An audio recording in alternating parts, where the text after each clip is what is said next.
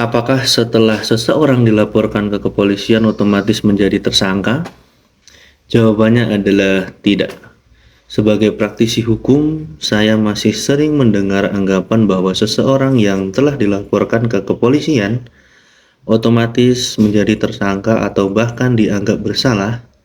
Ya, anggapan itu adalah anggapan yang tidak tepat.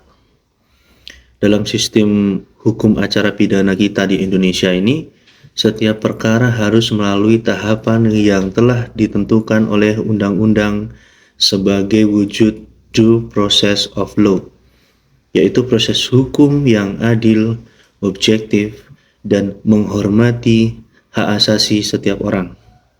Proses umumnya diawali dengan adanya laporan atau pengaduan kepada kepolisian sesuai dengan karakter tindak pidana yang diduga terjadi. Setelah itu, nantinya aparat penegak hukum, yaitu kepolisian, akan melakukan penyelidikan untuk menilai apakah peristiwa yang dilaporkan tersebut mengandung unsur tindak pidana. Dan pada tahap ini, belum ada penetapan tersangka. Dan apabila hasil dari penyelidikan ini menunjukkan adanya dugaan tindak pidana, perkara dapat ditingkatkan levelnya ke tahap penyidikan. Dalam tahap inilah, nantinya penyidik akan mengumpulkan alat bukti, memeriksa saksi, meminta keterangan ahli apabila diperlukan, dan memeriksa pihak yang diduga melakukan tindak pidana, serta melakukan tindakan penyidikan lainnya sesuai dengan ketentuan peraturan perundang-undangan. Dan perlu kita pahami bersama bahwa penetapan seseorang sebagai tersangka ini tidak dapat dilakukan secara sewenang-wenang, karena penetapan tersebut harus didasarkan pada bukti yang cukup sesuai dengan ketentuan Kitab Undang-Undang Hukum Acara Pidana kita, dan dilakukan melalui proses yang sah.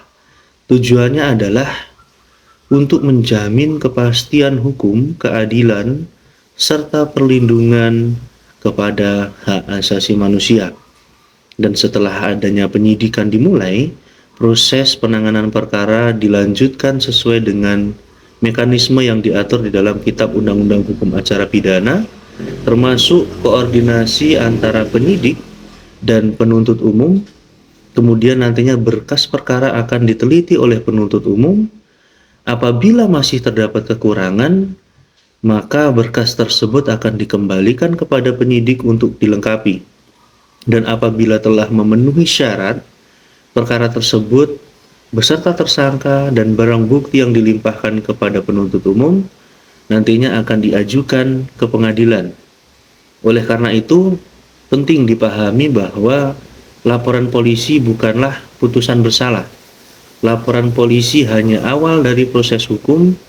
Seseorang dapat dinyatakan bersalah atau tidak ada kesalahannya nantinya akan terbukti melalui proses peradilan yang adil dan diputus oleh pengadilan berdasarkan putusan berkekuatan hukum tetap sesuai dengan ketentuan undang-undang yang berlaku. Dan sebagai praktisi hukum, saya selalu mengingatkan bahwa penegakan hukum yang baik bukanlah penegakan yang bertujuan untuk menghukum seseorang yang terbukti bersalah, tetapi juga menjamin agar setiap orang memperoleh proses hukum yang adil, profesional, dan sesuai dengan ketentuan hukum yang berlaku.